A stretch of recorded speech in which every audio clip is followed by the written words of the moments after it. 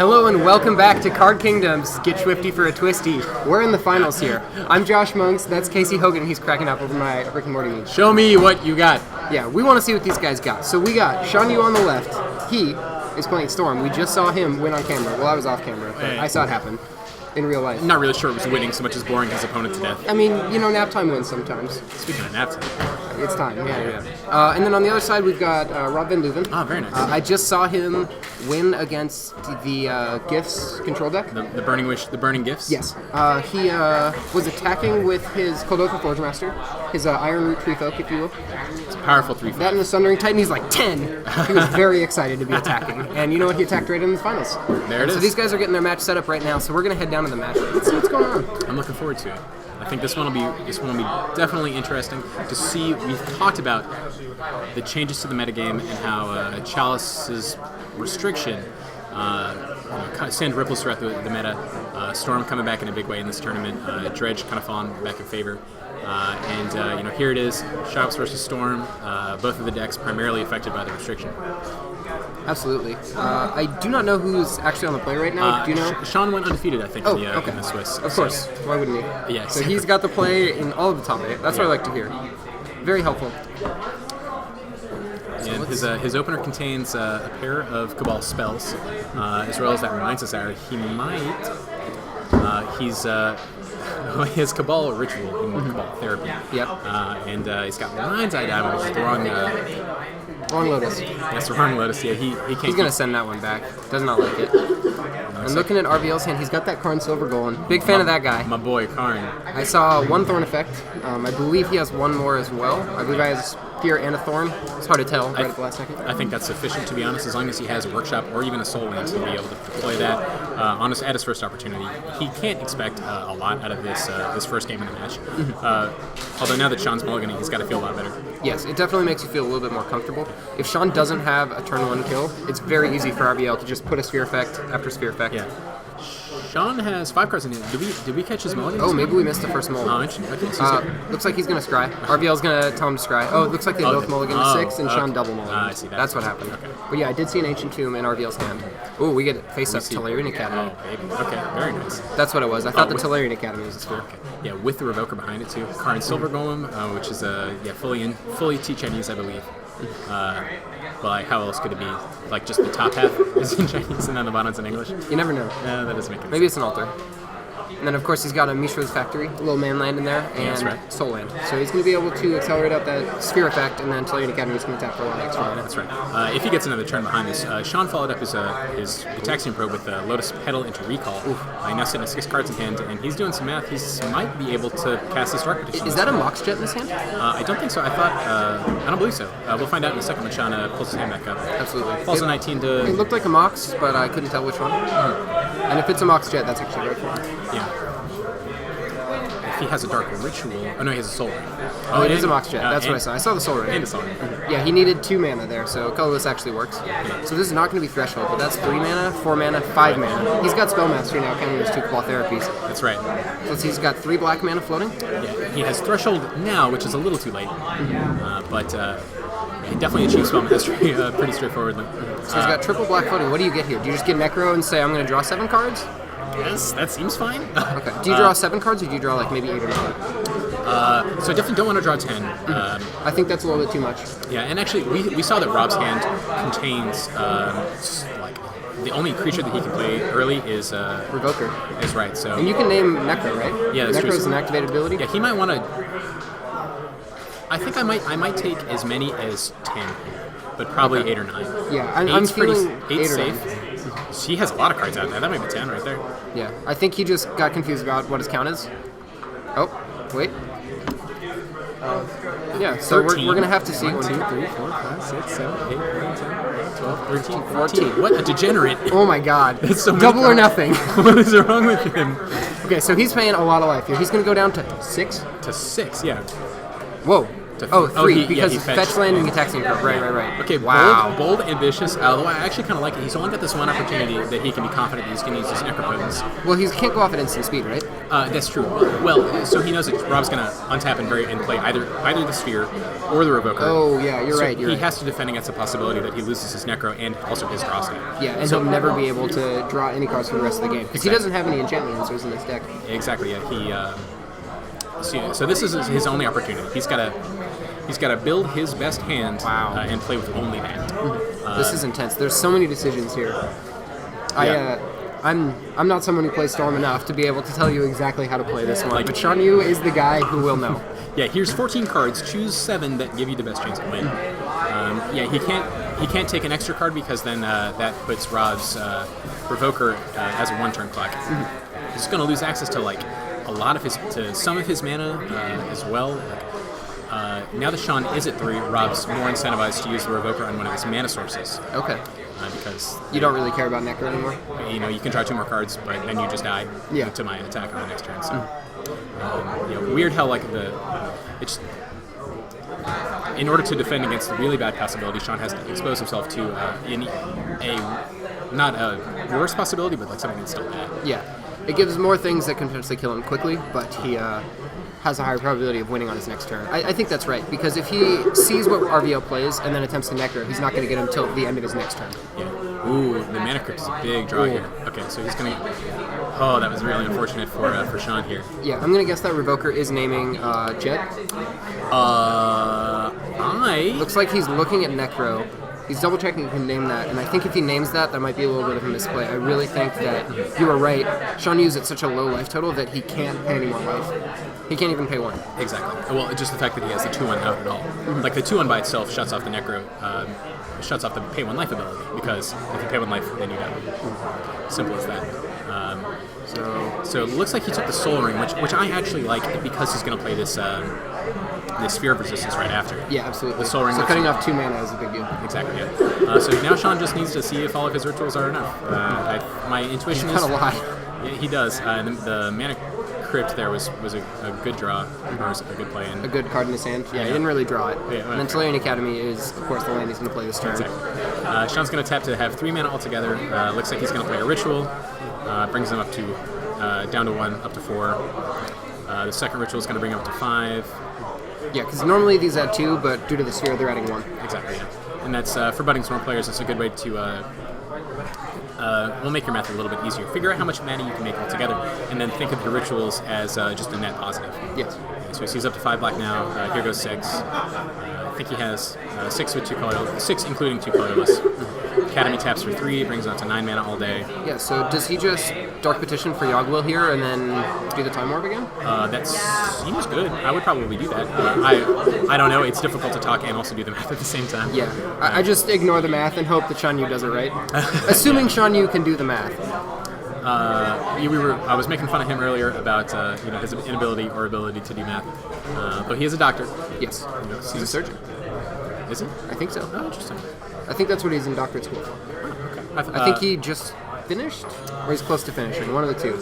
He used to play Magic all the time, and now he has a lot less time. Yeah. So he a self-proclaimed limited or pauper buff. Yes. Limited or pauper, but not both. And slasher. Okay. So let's see. He's doing the math here. I believe due to Dark Petition adding 3, he will have no mana left, or he'll have exactly 3, which is enough to cast Yogg-Will. However, due to that Sphere, he doesn't quite have enough, so he might have to tap that Academy, and I think it gets a little bit worse when you have to tap the Academy, because you want to be putting all those Moxes in the graveyard. Well, not all those Moxes, the Lotus Petal in the graveyard. Yeah, exactly.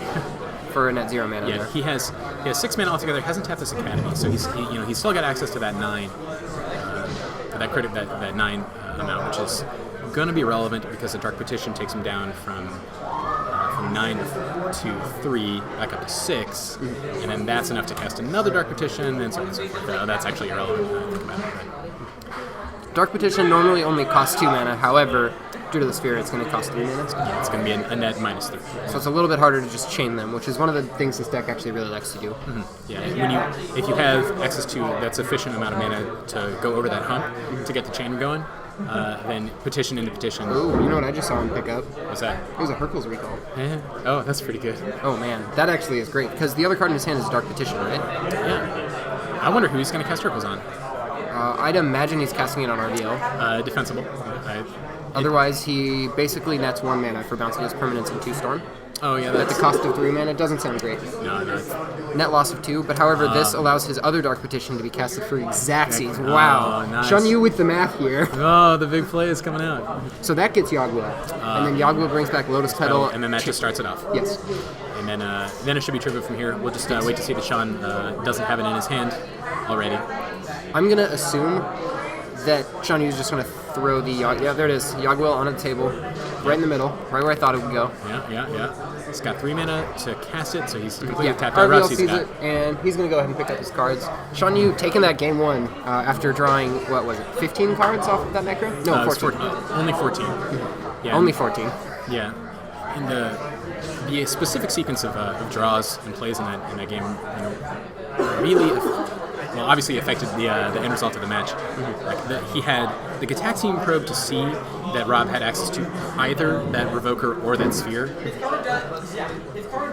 Incentivized, that's the thing that incentivized him to take that particular route to find the Necropotence, go down to that precarious life total, but just low enough, just high enough to incentivize Rob to play that Revoker, but not low enough that still giving himself one more opportunity, even through an attack. Yeah.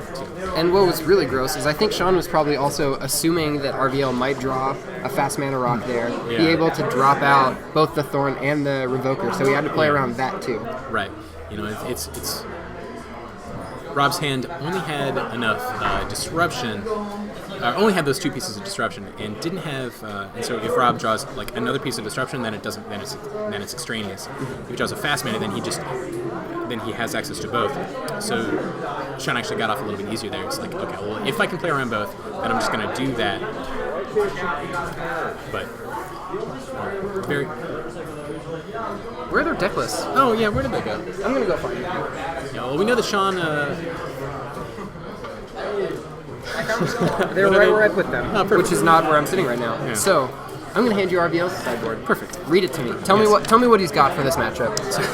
I'll show you. He's got a Ghost Quarter and a Karakas. Both cards I don't really like in this matchup. Yeah, not for this matchup. A pair of Witchbane Orb. That one is. Now I'm on board with that one. 3 Tormod Scripts and a full set of Grafdigger's Cage. I'm not sure I'd want to board in the cages. Maybe a Crypt or 2 could be fine. Gives you some ability to play around with Spell Mastery, how you can respond to your opponent's spell with Spell Mastery, exile their graveyard, and then take them, get rid of some of their Yogg-Will, or Grafdigger's Cage does stop Yogg-Will, though. That's correct. Oh, that's so a good point. I guess Tormod Script does too, but it's kind of only a one-time thing. So it looks like we're getting down to the match now. RVL is on the play. He's got that one of Chalice, that newly restricted. Yeah, that might be the second Chalice I've seen on the board today. I haven't seen a single Trinisphere. Oh my god, 4 mana on turn 1. That's pretty good. That is a Witchbane Orb on turn 1. Sean Yu can now not target RVL with Hercules Recall or Tendrils. Yeah, so we'll see if Sean boarded in his Empty the Warrens. Certainly needs it. Yeah, that's going to be his only route to victory now. Rob didn't even play a land. He doesn't have one. Who needs one? I got 4 mana on turn 1, and they're all sticking around. Is this one good? Sean? I think Rob's got to find a way to kill Sean before this Mana Crypt takes him out. And he's got about 8 turns to do it, so I'm liking his chances. Yeah, he just drew a Wasteland also. Yeah, that's pretty powerful. Talk about a land to have. Oh, he had 2 Wastelands in his hand. He didn't play a Wasteland last turn. What a level. Sean Yu probably did not see that one coming. Super heads-up play out of there. Great line by Rob. I like that a lot. Yeah, it's incentivizes Sean to fetch up a non-basic. It turns out he just had one. Yeah. Sean Yu also has that Ancient Tomb in his hand from the board. Pretty cool here. I'm really curious to see how Sean's going to find his way out of this one. He's locked out of his cantrips. He's locked out of his the main component of his rituals. Oh, interesting. RVL did not use the Wasteland. I think that's fine. Oh, you know what? He's going to cast Wurmcoil here. Oh, hello. He's Wurmcoil. Is this good?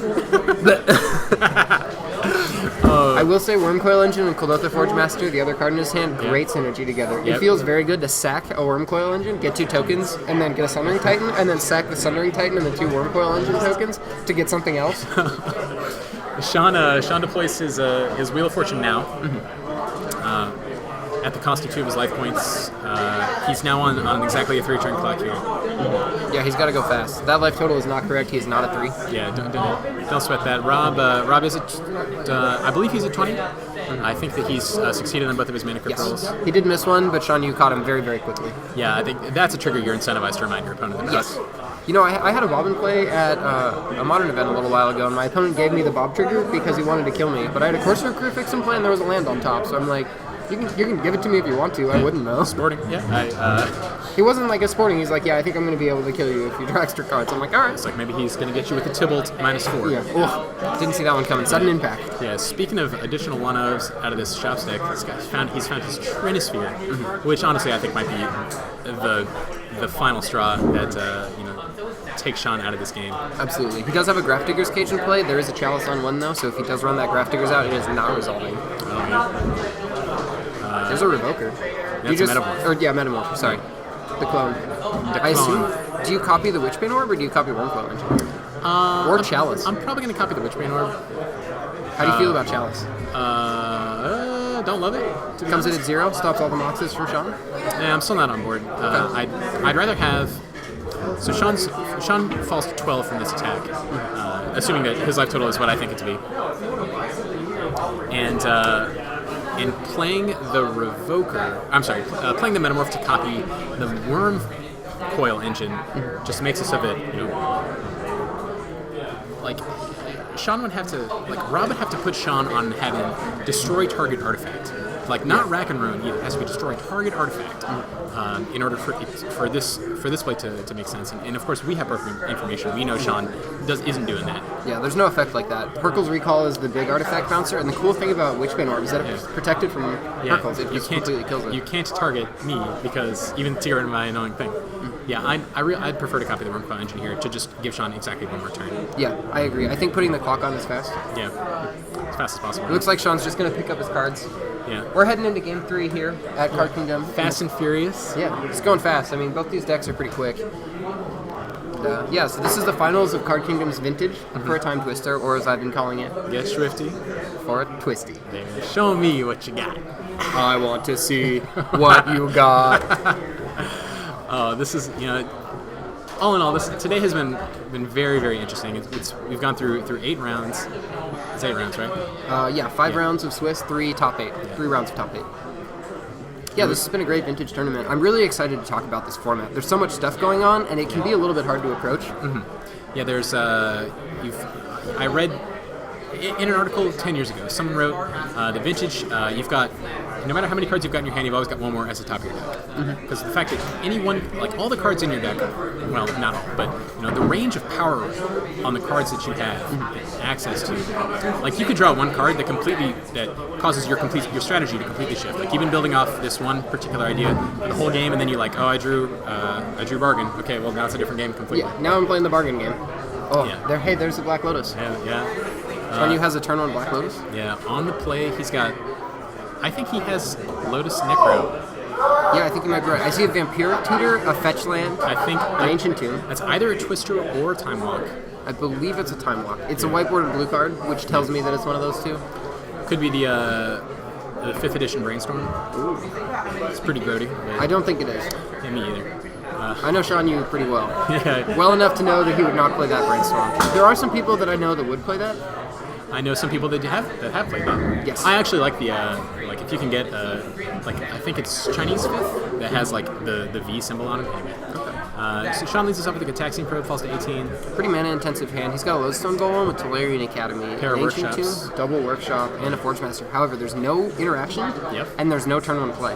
Those are the 2 things that I look for when I'm playing shops, especially against the Storm matchup, where the game's probably going to be over in 3 or 4 turns. You need a Chalice, you need a Thorn, you need Lodestone Golem, any on other turn one. any other air quote 1-drop, like 3-ball would be pretty powerful. Yeah, all the restricted hate cards. Thorn effects are great. Yeah. Revoker is even okay. Like this hand is a lot better if any one of those lanes is a Revoker. Like, it looks like Rob took a mulligan on this one. I only see 6 cards. Yeah, you know what? Actually, now that I think about it, he scryed to the top and he saw a sphere there. Okay. And so, like, obviously he had to get lucky and be like, I hope there's a sphere on top, or if I scry to the bottom, there's a sphere after that. Yeah. But if Sean doesn't go off here, this sphere effect is going to get dropped on the That's- we're going to see a time That's a big ask, though. No longer is there a sphere effect on top of RBL's library. Yeah. There's no argument for breaking your Lotus now to get I don't think so. get access to it with your second, Oh. like in your Twister again. It's kind of a. You know what? I actually like it this way more because now if you hit a Yogg-Will, you have Lotus in the graveyard. that's a good point. Okay. And I mean, you're much more incentivized to Dark Petition for Yogg-Will, I feel, than you are to Dark Petition for Black Lotus. That's right. Unless you absolutely need it. In this case, you have it. Yeah, I guess you'd be playing it in the dark anyway. Like you could reasonably break 4 black or blue in the dark, and even if he draws 1 rock and a Wheel of Fortune, then he's glad that he has access to the red. There's the Yogg-Will. The very same. And the Dark Petition. And the Necro. Well, wow. that's I have to imagine this hand can kill on turn. I gotta imagine it. yeah. Looks like Sean's doing the math right now. Oh, looks like there might be a little bit of a judge call. We'll get that figured out pretty quick. Looks like Jordan McQueen is already helping out. Of course. It says right in the card, start a new graveyard. But, Magic players not known for their strong reading skills. Yes. Sean, you may be good at math, not so great at literature. I'm unhappy about what just happened. Sean led with the land on this turn, so he's not. He doesn't have that particular option available. It looks like he's just going to make the natural play. Yeah, I like Necro here. And then probably like 7 cards. Maybe a little bit less. I might take 4. Like, Sean's hand is really good. He's got a Dark Petition. He needs to find a ritual in order to go big next turn. I would want to find 2. I think that's what I'm looking for. Yeah, I think. I want to hit a Cabal Ritual and then also a Dark Ritual. Well, it looks like maybe it's 14 again. He's got a fat stack of cards. Oh, okay. So it looks like he took 8. Yeah, it's certainly fine. I feel like Sean needs to guarantee that he goes off next turn, and RBL doesn't really have a way to turn 1 kill him. Right. And like Rob's Fresh 7 could contain all manner of different stuff. It could be Black Lotus, Workshop, Sphere, go. Yeah, it could be Revoke. It could have that Revoker on Necro, locking Sean out of his draw steps again. And now that I think about it, his original 5 that he was playing with, it was like a Dark Petition and a Ponder and some other garbage. And I don't think that just that hand by itself is not going to do much, and adding an additional 3 cards is not going to help very much. He has enough cards to be able to discard a hand size that he can at least go big-ish. I think 8's a lot. I'm a little safer, I think. Okay. What are you afraid of when you don't want to burn through so much of your deck? Well, I don't. Like, what is the mentality of being conservative there? Because I feel like RVL can't pressure his life total very effectively. That's true. Okay, that's a good point. And I feel like you just need to guarantee that you get to go off next turn. Okay, yeah. That's all pretty good. That's compelling stuff, I think. So yeah, those cards that he discarded to hand size are going to get exiled, so he can't Yogg-Will or flash them back. That's true. Which is too bad, but I think they'll be okay. So we got a Tangle Wire. That is a nice one. The Necro remains untapped, which is fair. Yes. Cannot tap enchantments. Yeah. So looks like no damage to the Mana Crypt. That's right. Yes, it should. No damage to the Mana Crypt. Yeah. Rolling a 2 on that d6. Yes. So Sean, skipping his draw step. And his untap step. I think he shortcutted that. We can say he skipped it. Same. I'll do it for you. Thanks. We got a Dark Ritual. 2 Storm, 3 black mana floating. Yep. Let's see where we go. I don't think he has Thresh quite yet. Me either. But he's got to be close. Oh, he has circles. He has access to the circles reroll right now. I wonder whether he'll probably shoot it on himself while he's going off. Yeah. Bouncing a couple mana rocks gives you some much needed storm in addition to some extra mana. Yeah. And by Rob playing this Tangle Wire locks him out of playing any 6 drops next turn. He's got to have he can still play a Soul Land or another Workshop to play something like a Revoker or a Sphere, but can't really deploy a big threat next turn. He'd have to go. He could have made a very heads-up play and then go Workshop, Mox, Lodestone.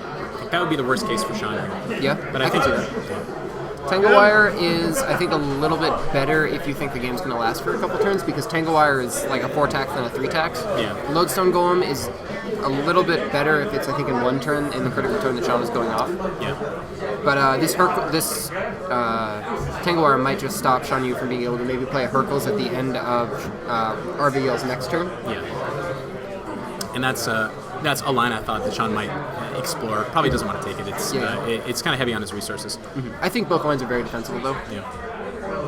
You know what? There's no real reason to burn that Hercules when it's like defensively when it's so good offensively. Yeah. And I think their storm count is upticked. I think it's 3 right now. Yeah, it's should be 4. I think it's 4 spells that have been cast altogether, not including this Lines of Diamonds. Which looks like what? Oh, there it is. Oh, I like this. Oh, so no. rather than the Infernal Tutor LED combo that we have in Legacy, we have the much better combo of Yawgmoth's Yawgmoth. Will. Sean gets to float 3 blue mana, I imagine in this case. He's going to get to cast yet another Time Twister. Yeah, and an LED. Oh, mercy. And a Black Lotus. Oh, my. How many my. Black Lotuses is too many? That's, They tell me it's restricted every time, but I just never believe them. is people just keep casting them over and over and over again. Shan Yu's got to be happy about this. He knows that he's going to win from here, I think. Yeah. Make sure that we stack his exile zone in the right order. He missed that Yawgwill. Yeah, Yawgwill yeah. does exile itself, not due to the text of the card, but the fact that until end of turn, you exile cards from your graveyard, Yeah, that's and just then what- it tries to resolve and go to the graveyard. Exactly. The very last thing that happens when you try to resolve a spell. Time Twister on itself says, then put this in the graveyard. Yeah. So Sean makes a heads-up play of not casting Time Twister before he casts the Dark Petition. Pretty clever, Yeah. as you would lose access to the Dark Petition. And Spell Mastery. Yeah, so For to a lesser reasons. extent. Yeah. Rob sees the writing on the wall. Looks like he's packing his cards up here. Maybe he's, yeah, okay. I wasn't sure if you'd grab the cards in play yet or not. Is he? I don't understand what's happening. I feel like sometimes when people play Yawgwill, I say let's do the Time Warp, and I think that's actually what's going on right now. Yeah. I think that we're all trying to explore what's happening in the game. It's an experience for all of us. You know what? I think RBL's picking up his cards. I think so too. It looks like it's about that time. Yeah, I don't think Shan Yu is going to be like, I think I might fizzle, so I'm just going to scoop. Yeah, that doesn't seem reasonable. Well, congratulations to Shan Yu, taking it down with Storm. Yeah, welcome back to the booth, guys. So that was the finals here at Card Kingdom's Get Swifty for a Twisty, and it turns out Shan Yu showed us what he got, and he came out on top. What he got was 4 Dark Petitions. 4 Dark Petitions. Yeah, I think, is he playing 4? The full set. Okay, cool. I've seen some with 3, some with 4. Yeah, it's like I was not on board at the start of the day, but after seeing it get cast over and over and over again, it's actually quite powerful. It's just 5 mana, get and cast Yawgmoth's Will. Yeah, At usually the worst. Yeah, usually that's what that card read, and every time it did that, he won the game, exclusively due to that fact. It's pretty good. Can't complain. That's what I'm Absolutely gonna not. say. Yeah. So for everyone at home, thanks so much for tuning in and watching. For everyone here running the event, thanks so much for putting it on. I love doing commentary. This was a People love blast. playing Vintage. Twitch chat loves watching videos. So we're doing it for you guys, really. But for real, thanks guys. And you know what? We got a Vintage tournament coming up pretty soon. Or sorry, Legacy. That's right. We've got the Legacy 1K at Mox Boarding House. I think is in 2 weeks. It's this coming Saturday, but it won't be streams, which is too bad. Unfortunately. They're getting their streaming setup up there pretty soon. Not quite yet. It will be coming up probably in, right after the new year. However, in January, 4 weeks from now, I think. 4 weeks from then, I think, is when the Legacy one is. Maybe it's 4 weeks from now, one of the two. Should be coming up early in January. The first edition of the Legacy 1K is hosted here at Card Kingdom. Should be a lot of fun. Not sure who's going to cast that one. I imagine it's probably you. Yeah, it's me. We're still figuring out who the second caster is. I'll see what my calendar's like. Yeah. But we also have a 2 Rags, 2 Riches, the second iteration of the Pauper event that they've been throwing here. That's in the start of January. I want to say it's the 2nd or the 3rd, whichever one's a Saturday. I believe it's the second. Okay, I trust you. That sounds right. Thank you. I also thought it was the 2nd, so it No, makes the sense. first is a Friday because I have the day. Ah, perfect. Good choice. Thanks. But yeah, so stay tuned for those guys. We do weekly Legacy tournaments here, 6:30 p.m. on Monday, so that's tomorrow. I'll be in the booth, I'm sure. I'm not sure who I'm doing that with. Today's Saturday. Today's Saturday. Monday. 2 days from now. Sorry, guys. I'm making this hard. It's been a long day today. It has. A lot of Vintage, a lot of power. Ton of fun, but I'm drained. I've been counting Storm, doing Storm Cats all day. That's the worst part. Yeah, it's tough. But all right, guys. Until next time, thanks for watching.